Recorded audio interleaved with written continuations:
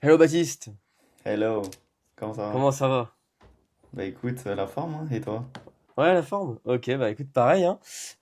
Aujourd'hui, on va parler de toi et ton projet X-Tableau, c'est ça? C'est ça.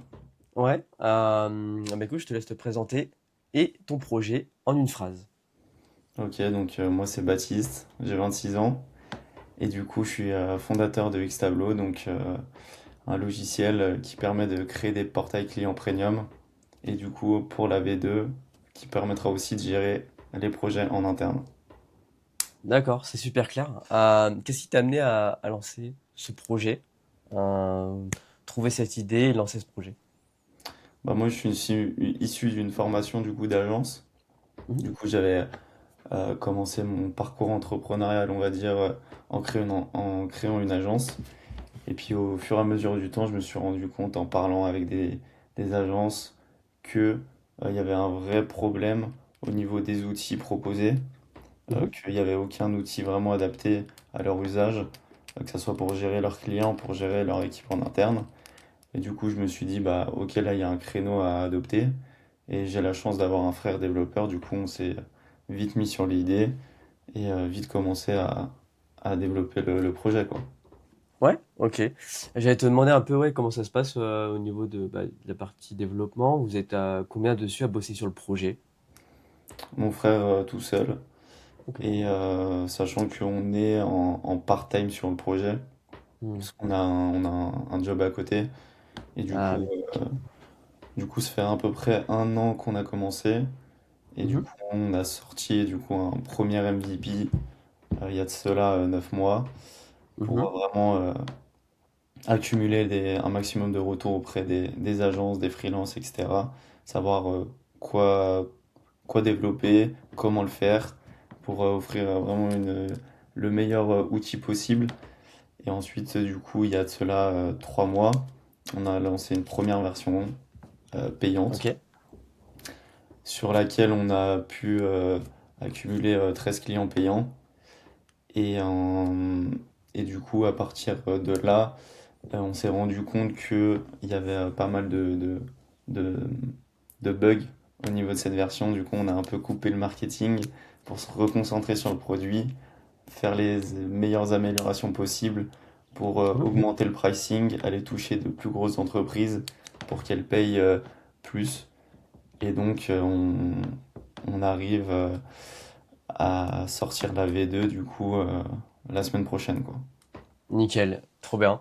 Je voulais te demander du coup, qu'est-ce qui a fait que vous avez obtenu votre premier client et combien de chiffres vous avez généré avec l'ensemble des clients? Donc, comment on a récolté le premier client?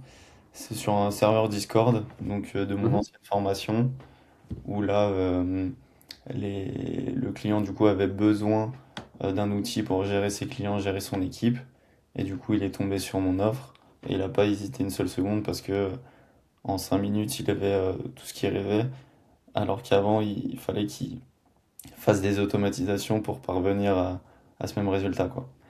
Et du coup, Ok. ça fait environ 1000 euros de chiffre d'affaires, quoi.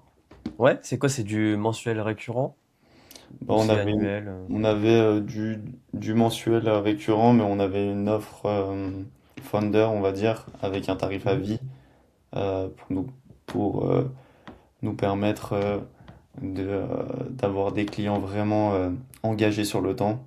Mhm. Parce que du coup, quand tu payes un abonnement vie, bah, tu vis avec le projet et tu as envie de le développer autant que les founders. Donc c'est pour ça on a mis en place cette offre. Et du coup, ce qui nous permet d'avoir des utilisateurs qui sont en attente de cette V2, qui nous donnent des feedbacks. Et on sait qu'ils vont vraiment utiliser le produit parce que du coup, ils ont pris cet engagement, entre guillemets, d'avoir ce tarif à vie, quoi. Ok, et ça t'a fait quoi du coup quand t'as eu ce premier client? T'as ressenti quoi?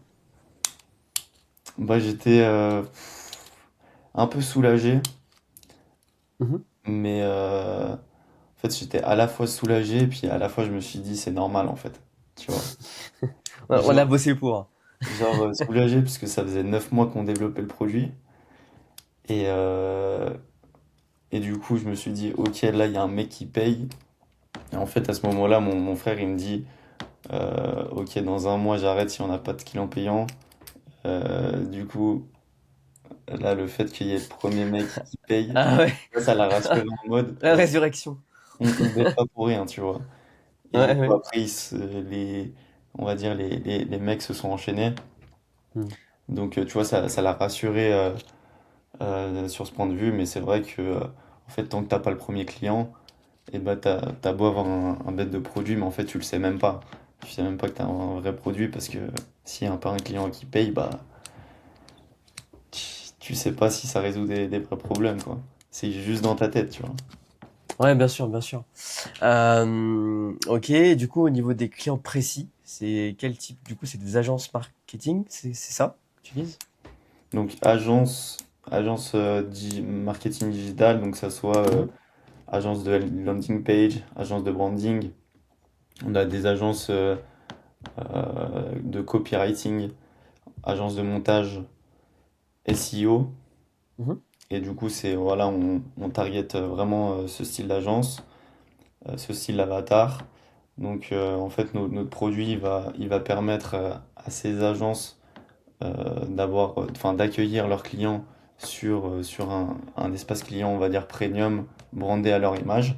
Donc, tu vois, ça augmente la valeur perçue de leur offre. Et ça permet du coup aussi aux agences qui ont une offre récurrente de placer, on va dire, leurs clients au même endroit. Et du coup, le client, quand ils ont besoin d'eux, bah, il sait où les trouver, quoi. Et du coup, ça permet de livrer toujours au même endroit, Hmm. garder clients plus longtemps, augmenter la LTV, augmenter l'expérience client, et du coup c'est bénéf pour eux, quoi. Ok, très bien, très bien. Est-ce que tu as pu constater un impact en termes de chiffres chez tes clients, en termes des fois de temps gagné? C'est quoi ce qu'ils peuvent mesurer eux quand ils investissent dans ton projet justement? Ce qu'ils peuvent mesurer, c'est gain de temps. Mhm. Donc gain de temps en évitant de jongler entre plusieurs outils. Après précisément, je dirais 5 heures par semaine. Mhm. Ensuite, gain de charge mentale, donc là on peut pas vraiment quantifier ça. Euh, et puis ensuite, en chiffre d'affaires, forcément, parce que du coup les clients ils restent. Mais après, on n'a pas assez de recul Bien sur sûr, ces bien sûr. données pour, euh, pour quantifier ça aussi. Mhm. Mais la Et promesse, c'est quoi? Du coup, ouais, c'est vraiment gagner X heures par semaine grâce à Xtableau, en gros. ouais, on gagnait X heures parce qu'on centralise, Hmm. augmenter la valeur perçue Mhm. de l'offre. Du coup, les personnes, elles vont vendre plus cher parce que la valeur perçue, elle est aussi plus importante. Et du coup, augmenter la LTV parce que les clients, ils vont rester. Ok. Et tes clients, du coup, ton premier client, donc c'était via Discord, tu m'as évoqué.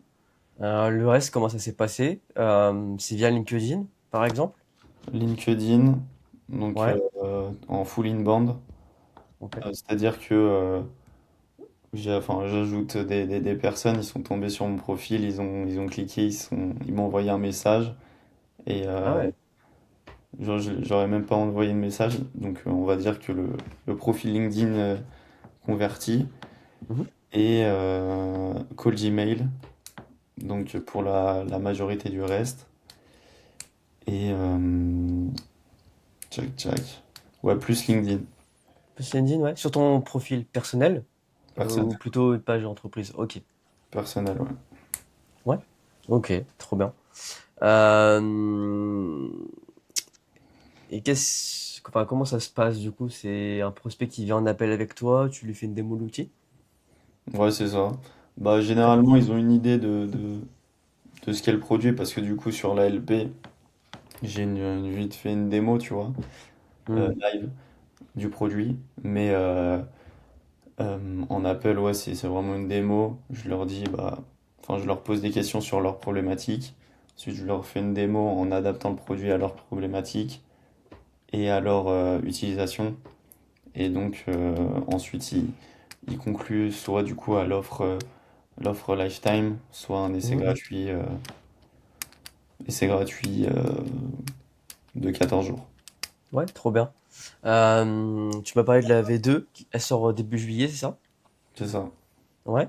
Qu'est-ce qui manquait précisément à la V1 pour bah, justement que tu fasses une mise à jour comme ça? Alors ce qui manquait, il manquait, on va dire, trois choses. Alors la première, c'est, on va dire, comme j'en ai parlé précédemment, c'est une harmonisation du code pour éviter les bugs. Ok. Deuxième chose, c'est l'aspect gestion de projet en interne. Mhm. Du coup, actuellement, sur la V1, tu peux créer un projet, tu peux inviter ton équipe et les clients, ils ont accès, les clients et les membres de l'équipe ont accès à la même interface. Et du coup, ce qui fait qu'il n'y a aucune confidentialité entre, on va dire, ce que le client voit et ce que l'équipe voit. Et donc, sur cette V2, on a décidé de créer deux interfaces, une partie studio pour vraiment l'équipe et une partie portail pour le client, de sorte à ce que le client ne voit pas ce qui se passe en interne et les Mhm. membres de l'équipe en interne ne voient pas ce qui est partagé avec le client dit confidentiel, quoi. Ok. Ok, ok. Et je voulais te demander, au niveau de l'UX, est-ce que tu as modifié des choses en particulier? Légèrement, on avait fait appel à un designer qui nous a fait vraiment du bon travail. Et on est reparti de cette base. On a amélioré deux, trois choses, mais on est Mhm. vraiment reparti de cette base euh, pour construire, on va dire, la seconde partie. Et, euh, et, euh, et voilà. Ok. Et comment est-ce qu'on fait pour rendre une agence opérationnelle en espace de 5 minutes par rapport à tous leurs anciens process? Comment est-ce que vous faites pour que ça aille vite, qu'elle prenne l'outil et que direct bah, elle puisse s'en servir et ah ouais, que ce soit opérationnel quoi, rapidement. Ouais, très bonne question.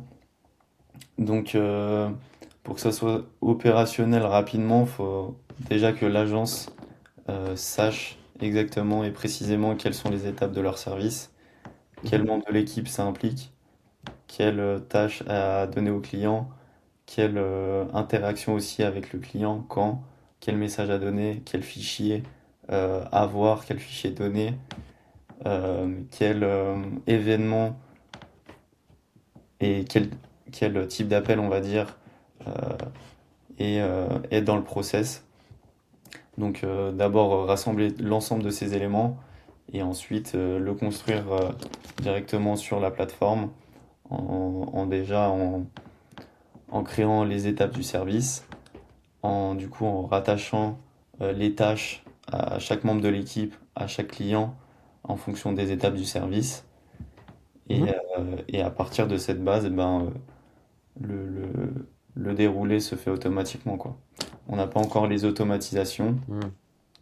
du coup en interne, donc tout se fait manuellement, c'est-à-dire une fois que qu'une tâche est effectuée, il n'y a pas de message automatique envoyé, pour l'instant ça Mhm. va se faire à la main, mais par la suite on a l'ambition de développer la partie automatisation en interne pour que le process se fasse de lui-même, quoi. Ok, et je voulais te demander du coup, avec toute cette partie développement que vous avez réalisé, est-ce qu'il y a eu un challenge technique en particulier sur ces mois d'existence ou un challenge au niveau du business? Donc, tu m'avais parlé de trouver des clients peut-être. C'était quoi vraiment le plus dur pour vous? Le plus dur, c'était même pas le code. Mhm. Le plus dur en ça, enfin, encore plus, enfin, c'est encore plus vrai maintenant avec l'IA. Le plus dur, c'est plus le produit, c'est vraiment la distribution. Ok. Et l'enjeu, en fait, enfin, l'enjeu vraiment sur un SaaS de gestion de projet comme ça, comme le nôtre, c'est le fait de changer les habitudes du prospect. Donc, qui Hmm. passe vraiment de ses habitudes à son Notion, son WhatsApp, et transitionner vers notre outil.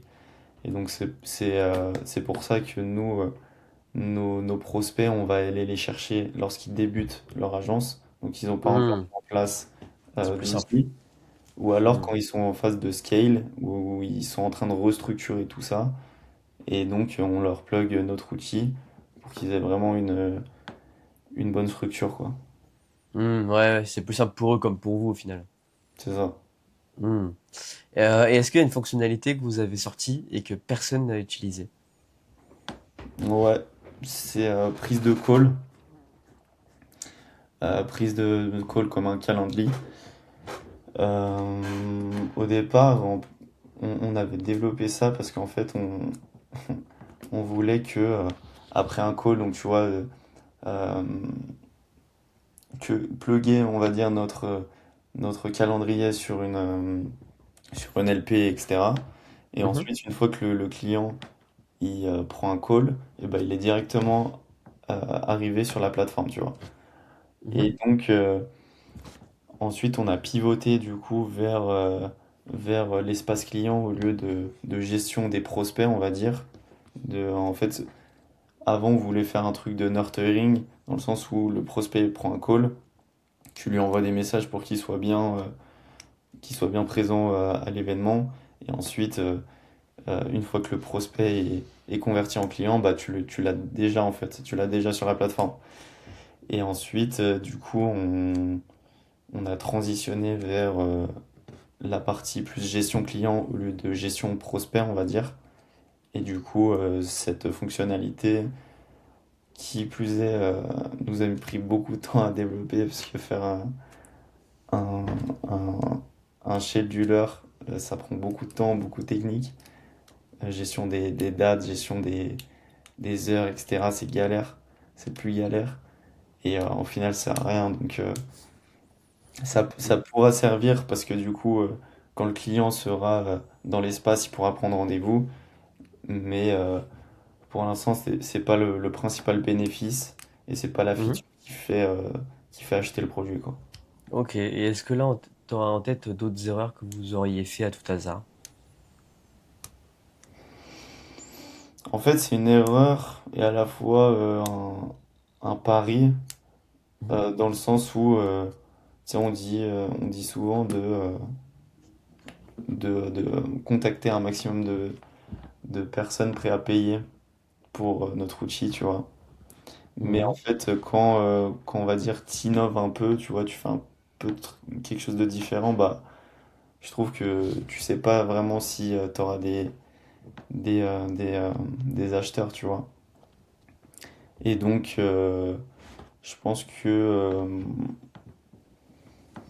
je pense que une des erreurs, c'est peut-être ne pas avoir pris exemple plutôt sur des inspirations et au lieu de créer un truc nouveau, essayer de copier un logiciel existant et juste de le refaire à notre sauce, quoi. Et ça, on l'a fait un peu trop tard et c'est ce qui nous a coûté du temps, mais aussi ce qui nous a permis d'apprendre. Donc au final, ça nous a coûté en temps, mais gagné en expérience. Donc Ouais, c'est une erreur que vous ne referez pas, par exemple, sur d'autres projets dans le futur. ouais. Projet dans le futur, c'est tu regardes un SaaS qui se fait aux US, t'as une petite idée en tête. En fait, t'as Mhm. une idée en tête, tu tapes l'idée sur Internet, t'essayes de trouver un SaaS qui fait à peu près pareil. Tu regardes enfin, qu'est-ce qu'elle a mis en place, tu regardes deux, trois différents, et ensuite t'en Mhm. refais un quatrième vraiment à ta sauce, avec ton Mhm. angle marketing, et basta, tu vas pas Et plus une loin. feature, hein. Une feature que Ouais, une la cible feature. veut, En une ou deux fait, grands max, voilà. peut-être aussi, notre erreur, c'est d'avoir voulu développer beaucoup de features, Mhm. parce que du coup, pour avoir un espace client viable, bah, tu as la partie discussion, la partie fichier, la partie gestion Mhm. des tâches, la partie gestion des étapes, la partie, du coup, on a aussi prise de call, partie planning. Donc, on a 6 features pour une V1. Donc, Mhm.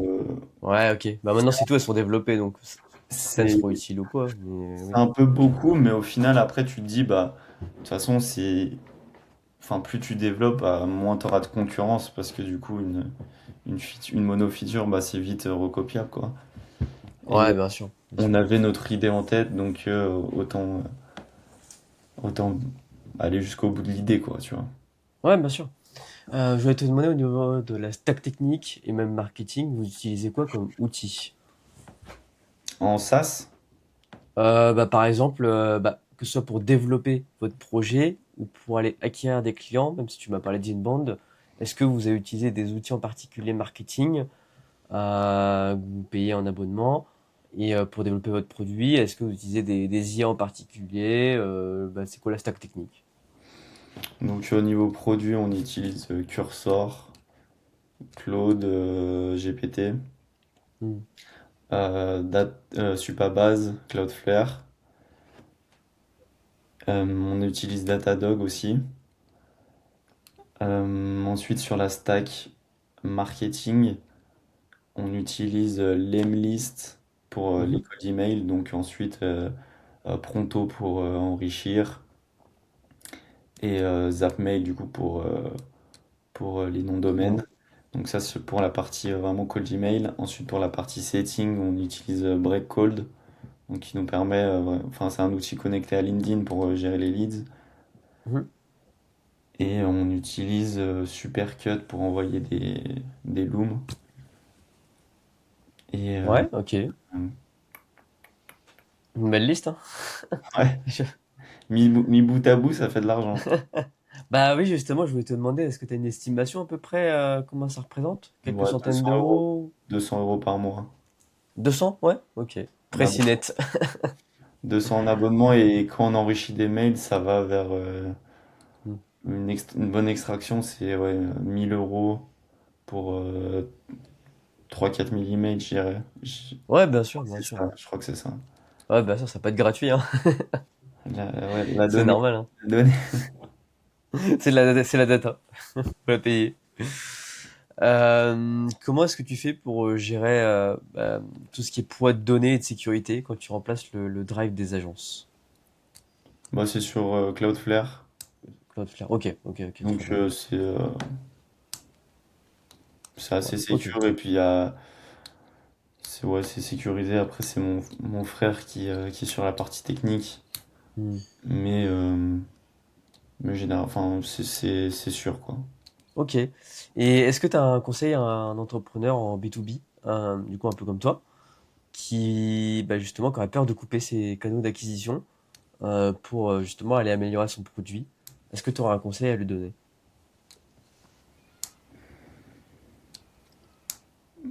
Sa problématique, c'est quoi? Il veut toujours avoir des clients, mais il veut se reconcentrer sur le produit. C'est ça, ouais. Comme vous, en fait. Comme ce que vous avez fait. Un peu. En fait, nous, on a coupé l'acquisition parce qu'on voulait plus de clients. Parce qu'en fait, vu qu'il y avait des bugs, ça allait nous rajouter du taf et, Ok. et, on va dire aggraver l'image, entacher l'image qu'on aurait pu avoir auprès de clients qu'on aurait pu target plus tard, quoi. Une fois que le produit soit cool. Ok. Mais pour quelqu'un qui on va dire dans la situation qui a toujours un produit viable, qui veut toujours amener des clients mais qui veut l'améliorer, bah c'est délégué. D'accord. Merci. Hein. Nickel. Je transmets. Le 1er juillet arrive très vite. Donc, ouais, c'est dans même pas une semaine. Mais est-ce que vous avez conçu un plan d'attaque pour aller choper du client, faire du marketing, ouais, accélérer quoi. Vous avez fait un plan ou Ouais, enfin, ça se passe comment? on a un Ouais. plan gravé dans le marbre. Bah, on va continuer sur ce qui a déjà fonctionné, donc c'est-à-dire plus de publications LinkedIn. Là, Mhm. j'ai mis en place un setter. Ensuite, rebalancer des campagnes email. Donc là, ce qui cette fois-ci vont être plus efficaces parce qu'on a fait aussi, on a appris de nos erreurs. Donc que ça soit en création de contenu, en message setting, en cold email. Là, on va venir raffiner, on va dire, le message parce que du coup, la cible, elle est clairement identifiée. Mhm. Les douleurs qu'on résout aussi. Et du coup, le message marketing va être vraiment affûté, on va dire, pour convertir la masse en cold email. Et on va aussi mettre en place une stratégie Insta. parce que du coup, notre produit, il est beaucoup visuel et je pense qu'on a une carte à jouer sur le fait de juste montrer le produit, montrer que c'est hyper simple, hyper cool, hyper design, et en fait donner Mhm. envie comme ça, euh, via Instagram, via la vidéo, via l'image. Et ensuite, Ok. ce qui performe, on va investir, on va dire, dans l'algorithme de Meta pour, Ouais, des ads. faire des ads, quoi. Ouais, ok, pour aller Euh, plus vite. Parce que je pense que à partir de 10 clients payants, tu as une certaine validation du marché, en tout cas en SaaS, quoi. Ouais. Tu vois, Puis t'as là, pas... vous êtes rentable, hein. Vous êtes plutôt rentable, entre guillemets, on dirait en tout cas. Tu m'as parlé de 200 euros d'outils, à peu près 1000 balles de CA, mettons peut-être presque du mensuel au final, avec vous de l'annuel. Vous êtes rentable pour l'instant. Si on prend vraiment. Après 200 euros, c'est juste Le- l'abonnement. Ensuite, on a pris des accompagnements. Hmm. Donc, bon, après, c'est un investissement sur soi parce qu'au final, ce sera toujours rentable. Ah oui, oui, bien sûr, bien sûr. Mais au niveau de la boîte en elle-même, enfin, de ce que vous vendez par rapport à ce que vous créez, Euh, enfin, c'est que ok, sur- quoi. Enfin, ouais, bah, il y a aussi des charges. hmm. Il y a quoi comme charge? Il y a aussi, par exemple, un pronto, tu vois. Tu fais un achat one shot. Ouais, ok, Euh, ok, très bien. Ouais, je vois, on n'est pas encore je vois. break-even, on va dire. Ah ok, très bien, très bien. Mais ça, Euh, on espère bientôt, quoi. Ouais, bah oui, clairement. Bah là, de toute façon, vous avez déjà des clients et tout. Vous allez relancer partie marketing. Au final, ça va faire un peu comme de l'inbound, mais sur Instagram, quoi, ce que vous allez faire. Vous allez publier des vidéos, etc. Mais vous n'allez pas forcément aller envoyer des messages. Vous allez faire comme sur LinkedIn. Ouais, on va plus jouer sur l'inbound. Après, on va mettre en place, ouais, peut-être la partie setting sur Instagram, à voir. Hmm, ok. Et après, de toute façon, c'est à tester, tu vois. Tu vois, j'ai Bien l'impression sûr. qu'il n'y a pas de formule magique, faut juste tester. Et puis, ce qui marche en organique, on le push en ads. Et, Ouais, bien sûr. mais Bah, voilà. comme moi, quand j'ai lancé mon projet, au final, j'ai fait quasiment tous les réseaux au début. Puis après, j'en ai supprimé un, puis deux, puis trois, puis quatre. Et puis là, bah, du coup, j'ai que X, LinkedIn, mon WordPress qui ramène des emails, mais j'y touche plus. Et Substack, pareil, ça me ramène des emails, mais j'y touche plus non plus, tu vois. Donc, au final, j'ai deux canaux en automatique où je touche pas, et deux où je suis vraiment tous les jours dessus, quoi. Moi, c'est, Et, et pour moi, et bah, c'est plus ouais, performant juste ce focus. Bah, comme en ça. fait, nous, la stratégie qu'on va faire, c'est chaque personne a un canal d'acquisition.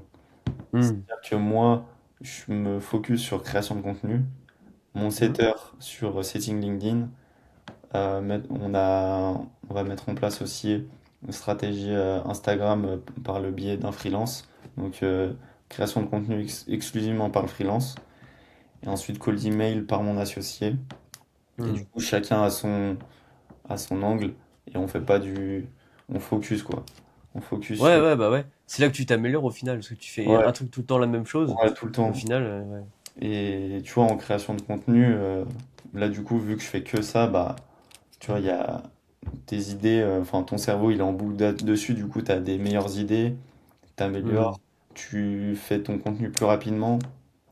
Du coup, c'est bénéf de rester vraiment sur une tâche précise et de mettre chacun à des postes qui fait toujours la même chose, quoi.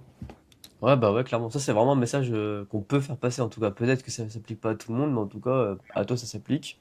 Et Ouais. bah, même moi également, donc. Un canal d'acquisition par personne Hmm.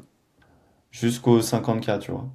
Enfin, même après, parce que, en gros, j'ai écouté un mec, il dit, bah, à partir de, enfin, avant 50K de MRR, bah, tu as juste à focus sur un canal d'acquisition. T'as pas besoin Ouais, bien sûr. de t'éparpiller. On Ouais, bien peut sûr. chercher 50K de MRR que sur LinkedIn, tu vois. Donc, après, on met en place d'autres stratégies pour pour savoir quelle marche le mieux. Hmm. Mais, Puis des fois, c'est aussi en prévision. Des fois, peut-être avoir un autre canal sous la main ou une autre méthode ouais, en prévision de si tu te fais bannir assez facilement en ou fait, autre. ouais, c'est ça, ça dilue le risque, mais c'est aussi, on va dire que la création de contenu, c'est plus long terme. Tu Hmm. vois, création de contenu long terme, et ensuite tu couples ça avec de, Hmm. de, de l'outbound pur, où là c'est mathématique, tu t'envoies plus de messages, tu as plus de réponses. Donc en gros, on a cette partie création de contenu pour investir dans l'algorithme, entre guillemets, et se faire connaître comme ça, monter son compte. Mais ça, c'est plus long terme, et du coup, on couple ça avec de l'outbound pour avoir des résultats rapides, parce que c'est ça qui motive aussi, quoi. Ouais, clairement, clairement. La sensation d'avoir un rendez-vous ou quoi, enfin ouais, ça te redonne Ouais, envie de continuer. prendre le truc, boum. Et puis après, ça peut aussi s'automatiser. Quand t'as vraiment s'automatiser et aussi se déléguer. Donc, une fois que tu as mis en place, Mm. bah, tu mets les process, tu délègues. Et ensuite, une fois que tu as le bon message, tu as trouvé l'ICP, bah, tu fais plus de ça, quoi. Ouais, bien sûr. Bah, ou comme Mo que j'avais interviewé, qui est un agent IA où en gros, c'est lui qui envoie les messages de prospection à ta place, mais il va filtrer un peu bah, tout le profil bah, du prospect de A à Z, et il lui parlait en conversation LinkedIn comme si c'était toi, et derrière, c'est lui qui va aller réserver le rendez-vous, par exemple. Il fait ça. Ouais, ouais, intéressant. C'est un exemple. C'est...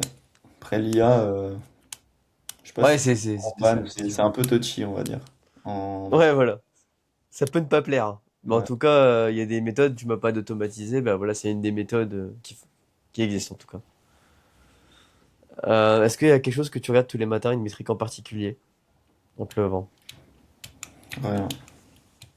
Rien? Rien parce que je pars du principe où tant que t'as pas beaucoup de chiffre d'affaires, t'as rien à optimiser, t'as juste à faire, tu vois. Genre, Ok. j'ai pas envie de tomber dans l'erreur de suroptimiser alors que j'ai rien à optimiser, tu vois. Et du coup, regarder, on va dire, Juste foncer. regarder des métriques alors que t'as rien fait, bah, ça sert à rien, tu vois. Juste faire, Ouais, juste foncer, quoi, c'est tout. juste mettre le temps que tu mets à optimiser, c'est le temps que tu mets à faire tes actions. Et ensuite, quand tu auras plus de résultats à analyser, tu les analyseras. Mais pour l'instant, Mhm. je sais pas, je suis encore qu'au début, quoi. Donc, Ouais, ok. pas de métrique. Ok, très bien, très bien. Bah écoute, c'était sympa. Est-ce que tu as quelque chose à rajouter en particulier, un sujet à creuser, ou un conseil, un truc? Un conseil pour du coup ceux qui veulent se lancer en SaaS. Ouais, par exemple, hein, balance tout ce que tu as sur le cœur. Choisir un avatar client qui nous plaît. Je pense que c'est hyper important.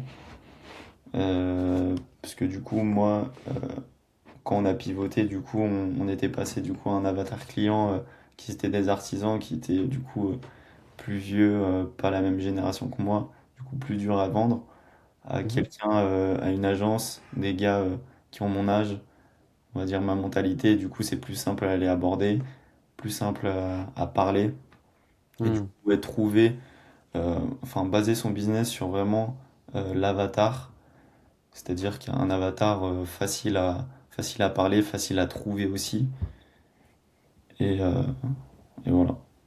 Ok, bah écoute, merci du conseil, hein. Parfait, parfait. Bah écoute, merci Baptiste d'être venu. Et puis bah on se dit à la prochaine, hein. Ouais, merci à toi de m'avoir invité, grave plaisir. Et Ouais. puis, euh, et puis peut-être un épisode 2 pour la Bah ouais. V3, pour la V3.